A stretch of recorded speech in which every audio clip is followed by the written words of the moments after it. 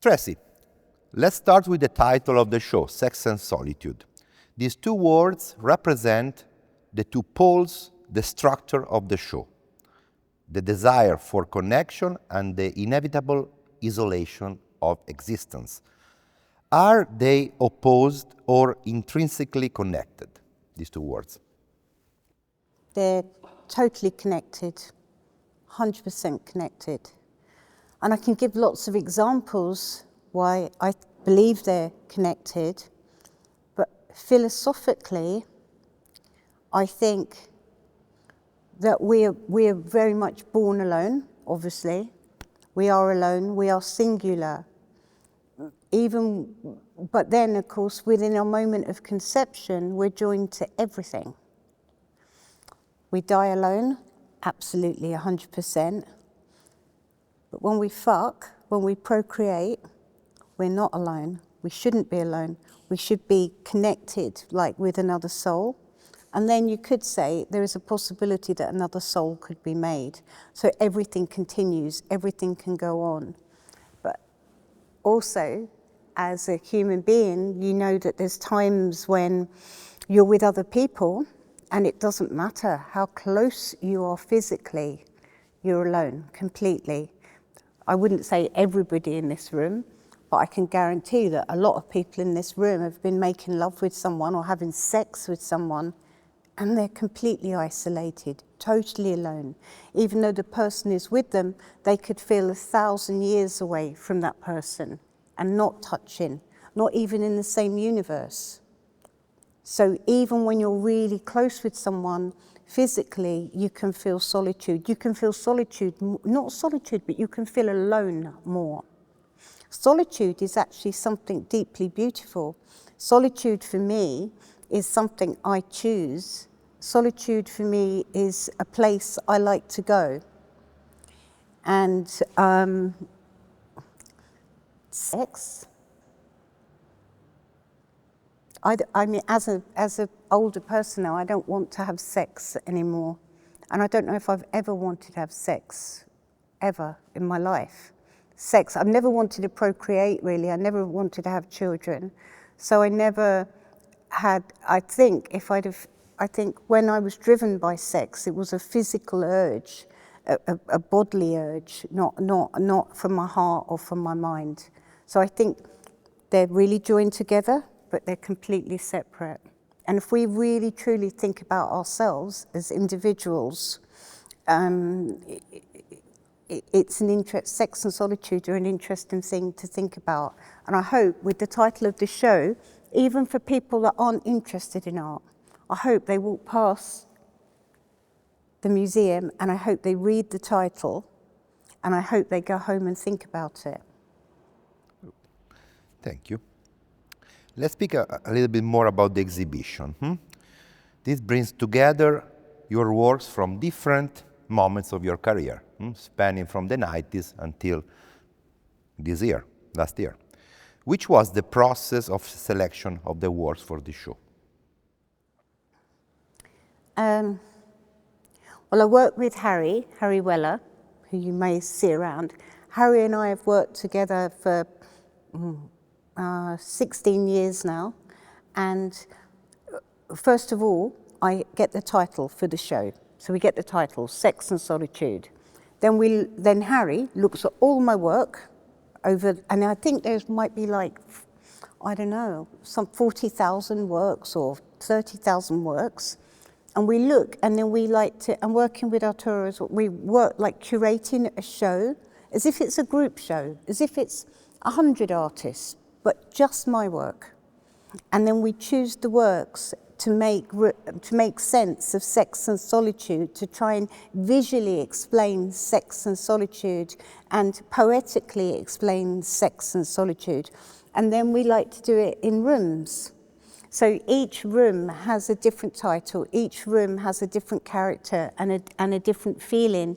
So that's why it's really nice that you come through and it's the pink and you're uplifted, and then it gets, every room you go, and the tiny room, which I think is like a chapel with the small paintings, is sad, and it's really, you really feel, and it's close, and everything is different. Then this room is like boom, boom, boom, boom. You can really feel the energy of the painting.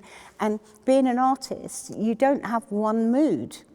When you work, you don't think, well, today I feel strong, I will make strong paintings. Today I don't feel strong, so I won't make any work at all. Today I feel ill and unwell, and I'll sit at the table and make tiny little paintings. And so everything has a different mood and a different energy, and that's what's nice about my work, because I work in lots of different media. I work in the bronze, in the paintings, in the embroidery, and this is the first time since 2011, when I had a show at the Hayward Gallery in London. This is the first time that we brought works together that are a different medium. And this show is kind of better because it's not a survey show, it's a show. So I don't like doing survey shows, and I don't like doing retrospectives, and I just like to be living now.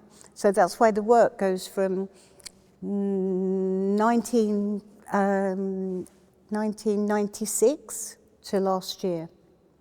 So it's nearly 30 years. Yeah, 1996 is the famous work Exorcism, of the last painting I ever made. Let's speak about this work, because it's a fundamental art piece of your career. It's also featured here in the show. Would you say, can you tell us something about this work, and would you say that the artworks are a tool to heal or explore self-past experiences in depth? This specific exorcism. So the exorcism room came about through, I had an abortion in 1990, and after that I couldn't paint. When I was pregnant, I couldn't stand the smell of oil paint or terps or whatever, so I stopped painting. And then after the abortion, I thought I'd carry on painting, but I couldn't paint anymore. And I decided to try and find out why this was. At the same time, I hated my body. I still hate my body quite a lot, but I hated my body. And looking at those photos, I cannot believe I hated my body. I wish I had a body like that now. But I hated my body. And also, I was grieving because my grandmother had died. And also, I was afraid of the dark, which I'm still afraid of the dark. So I decided to put myself in a room for 3.5 weeks, naked, and paint, and sleep in the dark, think about my grandmother, and try and come to terms with my body. And in the room, outside the room, it was in Sweden I did this, there was fisheye lenses, so people could come and look through the lens. So sometimes they'd see me naked and I'd look really tiny, and other times, boom, they'd have a great big vagina in their face or something, depending how close I was to the wall. And when I first got there, I couldn't paint because I hadn't painted for 4 years, and I was, not 4 years, 6 years, and I was grieving still, and it was very strange.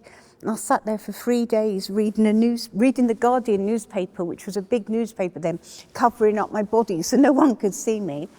And then I spoke to lots of friends on the telephone, and then I thought, I just got to start. So I decided to go through my art history of painting.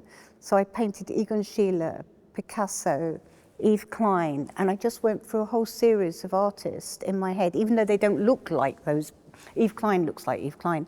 So I went through my history of painting and really thought about painting and tried to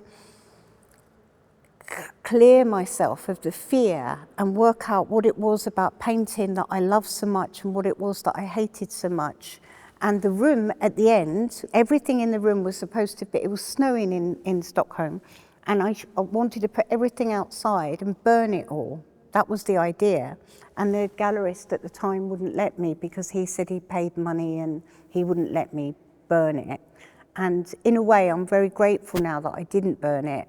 But on another hand, it would have been fantastic to have those photographs of that fire and everything burning up. Because when I was at the Royal College of Art, I smashed up all my paintings. Don't do this, right? don't do this. I had all my paintings and I put them outside in the courtyard. The courtyard was about this size. And I got a big sledgehammer and I smashed all, my paintings were all on wood and board, and I smashed them all up. And everyone was trying to stop me and I was screaming and I had all blood over my hands. And I always say, I wish I had a film of this, of me doing this at the Royal College of Art. And I also wish I had a film of all of that work being burnt, you know, big on snow, this big funeral pyre. Because even after I finished doing that work, those paintings, which I think some of them could be in this room, they're good enough, I still didn't paint. It still took me about another 5 years before I started painting again. And part of it was like a guilt, and another bit was making myself suffer and I was punishing myself. So, and also in the 90s, if you were a figurative artist and really emotional, people thought you were a bit stupid or something, because I wasn't polishing perspex and making glass on glass sculptures or something. People thought that there wasn't a place anymore for this kind of work. So there were artists. There was like Anselm Kiefer, George Baselitz, a whole lot of artists who actually, during that time, who are really big artists now, their careers, and men, their careers sunk down like this, and only slowly have they been coming up again. So there wasn't room in the 90s for emotional art at all, whereas now there is so much need for emotional art. People need it more than ever.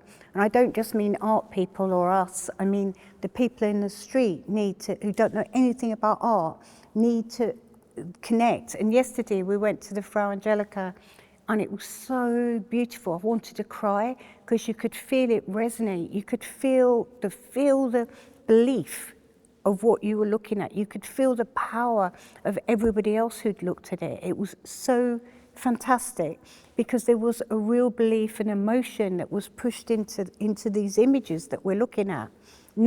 They weren't just pictures. And mine, obviously not in the same way, but mine, I have my emotion and my belief pushed and pumped into my paintings. But with the exorcism room, I didn't understand that then. I didn't know that.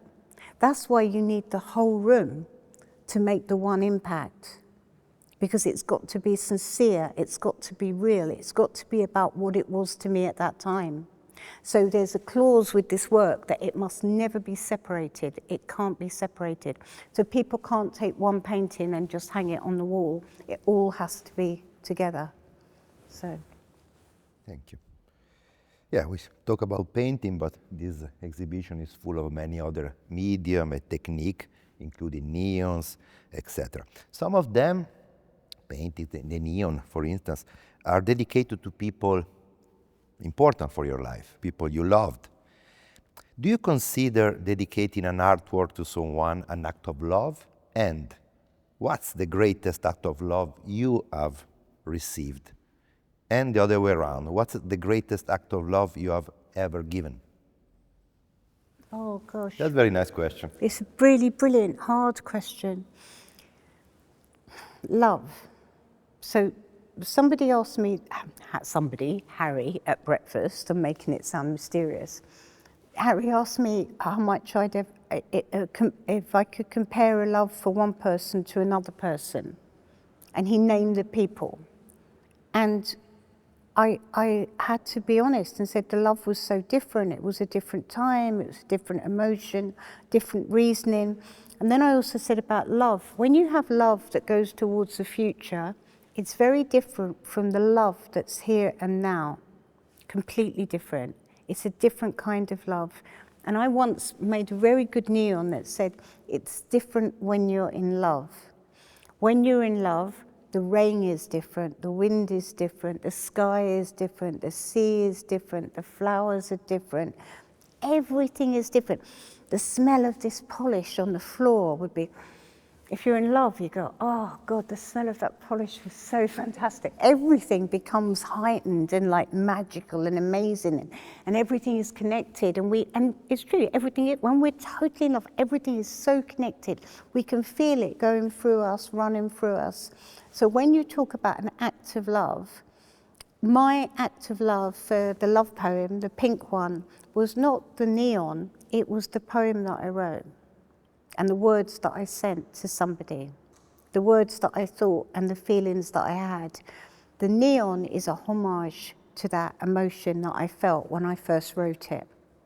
So, and that was an incredibly ambitious neon. I made that it was made in 1997. And at that time, that was really something. It was really complicated, really ambitious. It was like all my money in the world to make that neon.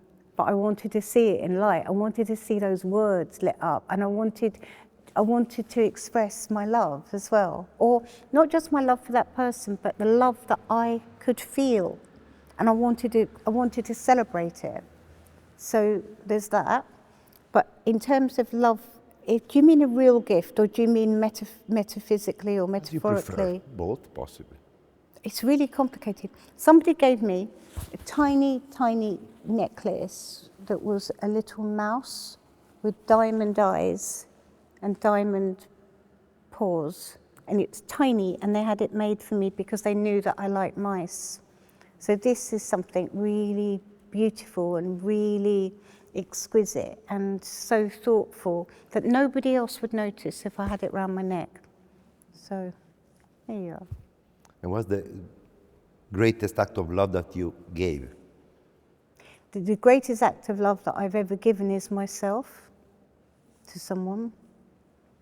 And I realise that's why I don't like having sex anymore, because I've given myself completely, and very rarely in my life have I felt it returned on the level that I give it. So it's very, very disturbing for me. And now that I had cancer as well, and I had massive, big surgery, big surgery. And the surgery, I had half my vagina cut away, and I had many other things cut away. And now the idea of having sex is complicated, and how much of myself is there to give, physically and emotionally. I don't know if I've got the strength or the willpower to do that anymore without literally sacrificing something. If love goes terribly wrong, the disappointment for me is so great that I find it hard to deal with or cope with. But I don't think that I think when I was younger, I wasn't afraid of that. I was like a warrior with love. I'd fight for love. Well, now I've done all my battles. I can't battle anymore. I don't have the strength to do it. So we mentioned the neon, this beautiful poem. So we're speaking about language. You use, of course, your brushstrokes, your very strong sculpture, paintings, but many of your works are full of words, of wording, of text. What's your relationship with the text, the words, and in which way using the words differ from other ways of expressions? Okay, so this is advice that I give to students. You can say, I have no money for a studio. I have no money for paint. I have no money for stretcher bars. I have no money for a camera. I have no money for a film.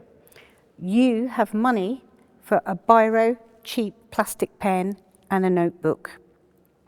You sit down at the table and you write your ideas, you write your thoughts, you write your tears, you write your philosophies, and then later you can make art. And you have this notebook to remind you of everything at that moment that you were thinking 10 years ago, 5 years ago, 10 days ago. But you have it as a record of your mind and your thoughts. So when I was very young, I always kept a diary, and I always kept a notebook. I always kept one in my bag, and I used to write in it and draw in it and fill it up. And those things, when I applied to the Royal College of Art, I couldn't paint because I did a printmaking degree, and my paintings were really terrible. But part of the application was up to 7 sketchbooks. I had like 50, 100 sketchbooks, so I could choose my 7 best sketchbooks, put them in the portfolio, and at that time they'd look for, and that's how I got into the Royal College of Art. And back in the 80s, it was very difficult to get in. It was extremely hard. And I had these 7 beautiful sketchbooks with all my ideas, with all my thoughts, with all my notes, with all my drawings. So it's something I've always done. I've always written, I've always kept notes, I've always thought poetically, so wrote down poetic ideas. And when, in the 90s, the figurative painting, figurative thoughts and a way of working was wholly unacceptable, I had my writing. So a lot of my art at that time was writing, text-based, the blankets that you see. So I wasn't lost. I still had, and that's why I can put an applique blanket next to a bronze sculpture, next to a neon, next to a figurative painting, because it's all me, it's all my thoughts, it's all my ideas, it's all coming from me. So the writing is as important as the drawing. They stand parallel together completely. I can't have one without the other. And let's stay a little bit more on your practice. Actually, your paintings, you see a lot of gesture, these strong brush strokes. Sometimes you cover the image, then you write on top, or you repaint on top. The sculpture, you feel you're molding, you almost see your fingerprints on that. Can you, so somebody of the students noticed this, your approach, your relationship with the matters, with the materiality of what you do. Can you describe more exactly this, your relationship with the materiality of different medias, especially with sculpture and painting? Well, it's become more important now. So I am really quite opposed to certain levels of AI.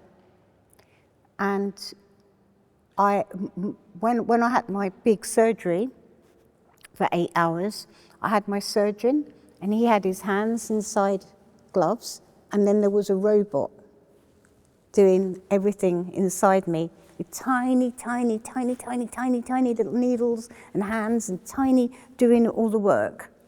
And so robots and AI definitely have a position in our world, without doubt, saved my life. But when it comes to painting, when it comes to art, when it comes into the integrity of what we are capable of, human beings, on the good level, art is one of the last good things that we have left in the world that humans do. A lot of things that humans do are really bad in terms of creativity.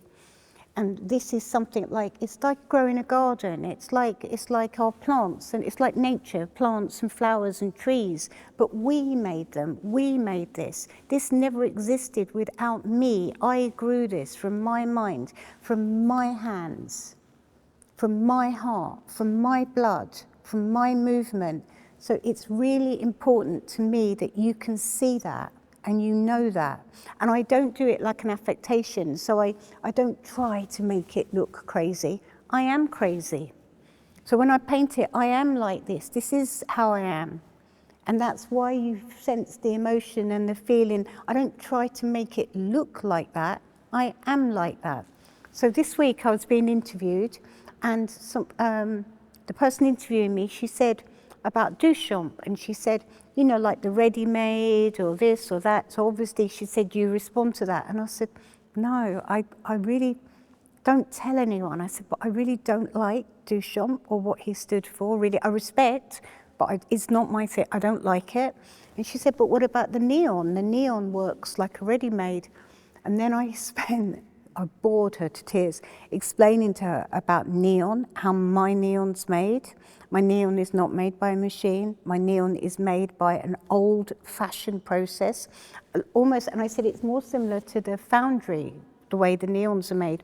It's somebody following my handwriting, blowing glass, heating glass up, blowing it, bending it. I said, it's been exactly the same process that it has been for thousands of years since they first started making glass. I said, it isn't like a ready-made and it's just done by a machine and it's like a Coca-Cola sign. I said, it's my handwriting.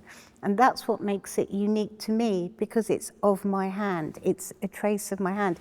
Of course, I wasn't at the foundry pouring, boiling bronze into a cast. I couldn't do that. The same as I physically couldn't blow that neon. But you see me in this. But as far as the painting's concerned, it's all me, 100% all me. Unless Harry primes the background sometimes, which they're usually the best paintings as well. But it's really important to me, because there's so much done outside of us now, so much out of our control, that what we can be in control of, we should be, and especially when it comes to creativity. Yeah. So be real, don't lie, don't pretend. This is the message that you are giving to these students, and I think it's a very important one. So talking about teaching, in Margate, with your foundation, with your studios, mentoring is becoming more and more important for you. Yeah. It has always been, but it's becoming bigger and bigger every year, we can say so, right? Because we always have more students more artists invited in your residencies, and Margate is becoming more and more a nurturing place for young. Margate's really cool. Yeah. For young generation of artists. So looking back to your life, your career as a student, art student, who was your most valuable teacher? Inside and outside the schools, the institution you were? Well, first of all, I went to a really good art school where I did my degree, my bachelor's, and I had a choice to do painting or printmaking, and I chose printmaking. And I love printmaking, woodcuts, etchings, or any kind of mono printing, mono screen prints, any kind of mono printing. And I did a degree in printmaking, and I had some very nice tutors there that supported me, because I didn't go to school really. I left school at 13, and I went back when I was 15 just for 4 months, but I had no qualifications. I didn't have what it takes to get into art school. So I finally got in, but on the grounds that I was watched constantly, that I could write the essays, that I could do the thesis, that I could do what was required of me. And at that art school, I had a lot of support, and especially with all the written work. My professor there, he was just brilliant. Noel Machin, his name was. So that was my degree.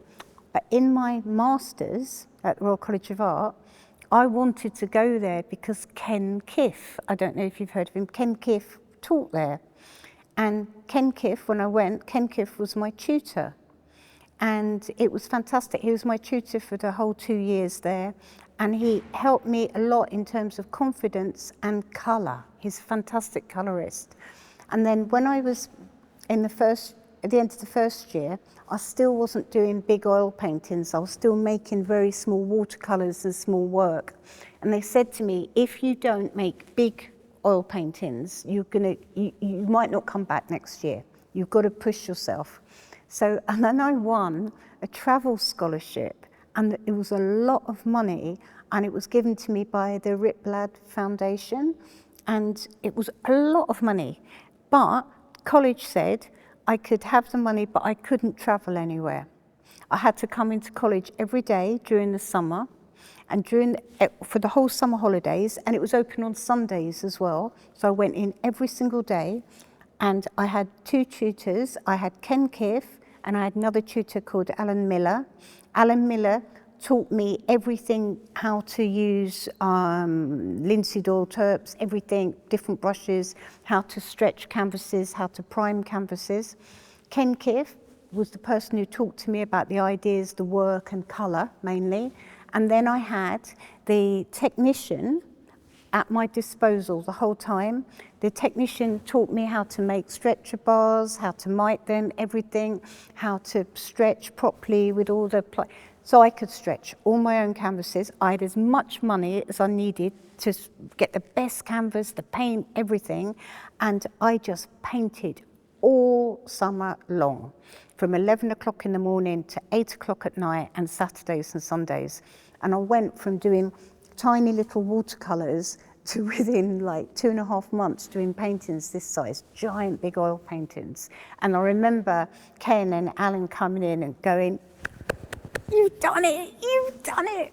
Because it was really hard for me to make this transition, and it was fantastic. So I would say, and when I was at the Royal College of Art, I was so miserable and so unhappy, and everybody was very posh, and everybody was very well off as well. They came from very well off backgrounds, and my background was just so different from that, and I found it kind of alienating after a while, and I started to realize that things were much more difficult for me there than it was for other people.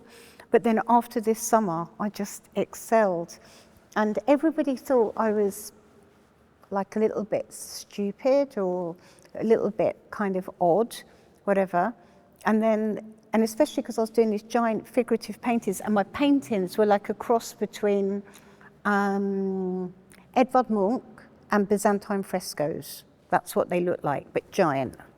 And no one else was making work like that. And they were kind of like slightly strange, I have to admit. And they weren't that popular either. But it gave me the strength as an individual to keep working and know that I was different. And one thing that was amazing about the Royal College of Art was I realised that I understood the kind of artist I did not want to be. So I didn't know exactly what I wanted, but I knew what I didn't want. And that's what kept me going and propelled me. So I think I've had a lot of, and Paula Rager was my external tutor, which was amazing. What else? And since I left college, I had friends that have been very supportive to me as well, at times when I've been very low, other artists. So that's a good thing. Always stay close to your friends that are artists, because you need them, you really do. And that's what's great about Margate, because we're all artists, all living in this tiny little town, and it's brilliant. We go out for a drink and we talk about art the whole time. And it's not like that in London, because in London you've got to spend an hour talking about how you got there, because it is so difficult getting across London. But I mean, like in Florence, it's very small, and you can walk everywhere, and you can meet, you know, and you've got the countryside just outside, which is beautiful.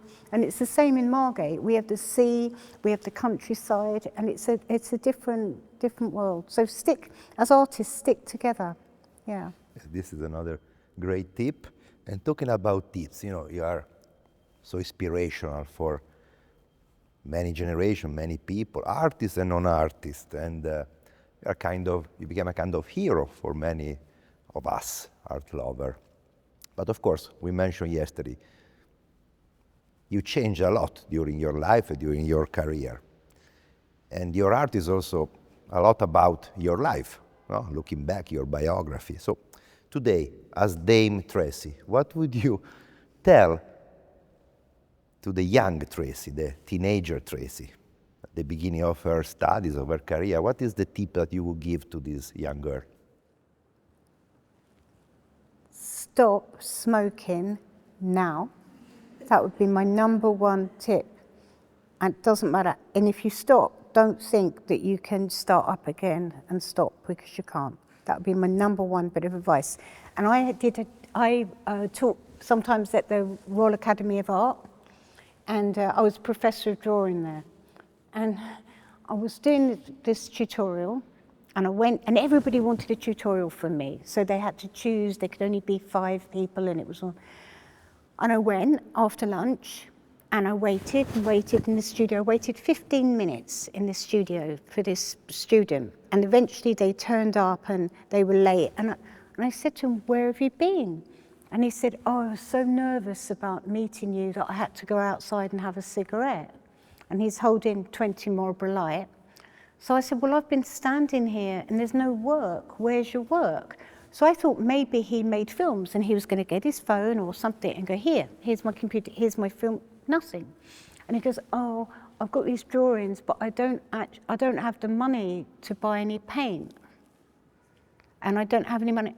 And I said to him, what's that in your hand? So he goes, what? And I went, that. And he said, oh, that's Marlboro 20 Marlboro. And I went, yeah. How much did it cost? And back then it might cost £8 or something, £7. And he goes, yeah. And I said, 2 tubes of paint. And I just turned around and walked out. I don't think I even said 2 tubes of paint, actually. I think I just turned around and walked out. Because then later on they said to the head of the school said to me, Tracy, why did you walk out on someone's tutorials? They're very upset. And I said, I'm very upset. I'm very upset that they're telling me that they haven't got any money to make any work. And there they are holding 2 tubes of paint in a pit, looking like 20 Marlboro Light. Stop smoking, waste of money. Stop abusing your bodies. Work, work, work. That's all you can do. After I left college, I worked 18 hours a day. 18 hours a day. Not when I left college, but a few years later. 18 hours. I rode everywhere on a bicycle, worked 18 hours a day, had absolutely no money, but I didn't care because all I wanted to do was be an artist. I didn't go and get a job. I lived on the most tiniest amount of money that I could. All I wanted was time. I didn't want a jacket, I didn't want a coat, I didn't want shoes, I didn't want a car, I didn't want any luxury. All I wanted to do was be an artist. So that is the advice I would give to you. I don't have to give myself that advice when I was young because that's what I was doing. And I think the main thing is, and I never took drugs, so that's a really lucky, good thing for me. But if you're doing loads of coke, stop, because you're never going to make any good work, ever. That's another big bit of advice. And just don't be reckless with yourself. Treat yourself like the best, biggest tool that you have, because it's you that is making the art, you that is making the work, nobody else. And another big thing, don't be jealous or envious of any successes anybody else gets, because they're not yours, they're someone else's. Look to your own goals and your own successes. When I was at school, I was a really good runner, brilliant cross-country runner. And I wasn't fast, but I ran the same pace the whole time.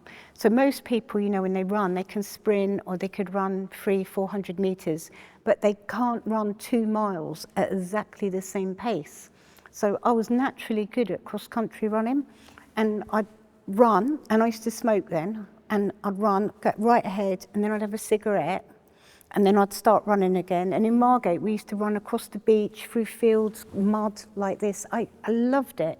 And I never had proper running shoes. I just had little plimp soles and shorts on. I never had the proper gear. And then we come into my school, and I'd look back, and I could see right down the lane the nearest people to me. And our school field was really big.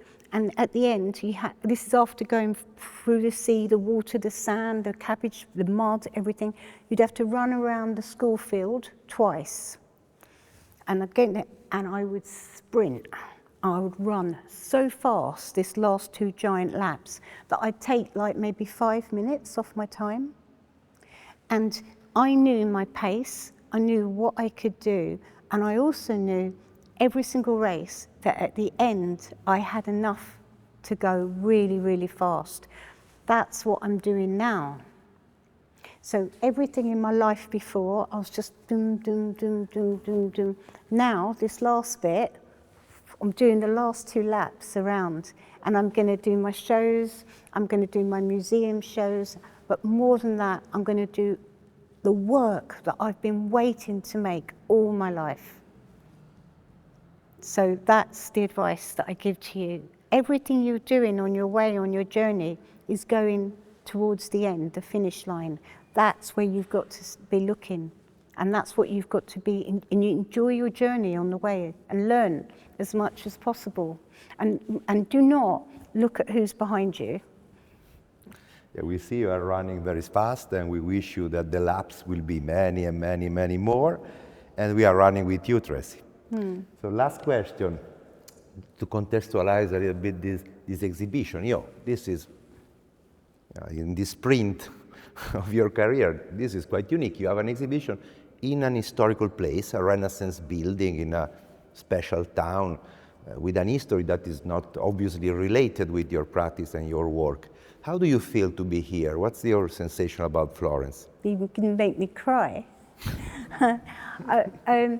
I am so thrilled to be having this exhibition here.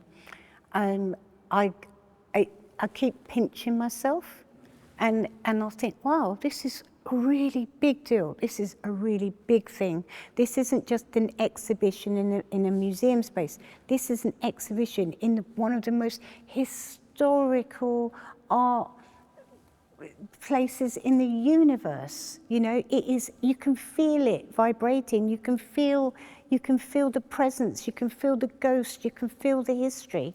It is so fantastic for my work to be here, and then outside of these walls to be in this city, and then outside of this city to be in this history of everything. And I just feel really privileged and so thrilled. And in 1998, I was in Wales, and I was in a village in Wales, and there was a sign, and it said clairvoyant today at this hotel. And I went into this clairvoyant, and I saw him, and he said to me, "You, whatever it is you do, you're very good at it, but your big break will come in Italy. Your big moment will come in Italy. That's what's going to change everything for you, this big moment in Italy." And I've always wondered what it was. And even though I did Venice Biennale, it wasn't that at all. And it's this. This is what it is. This show is going to change my life, I promise you. So I'm really happy to be here. Thank you, Tracy. Another tip, always believe to the clairvoyant. They're always right.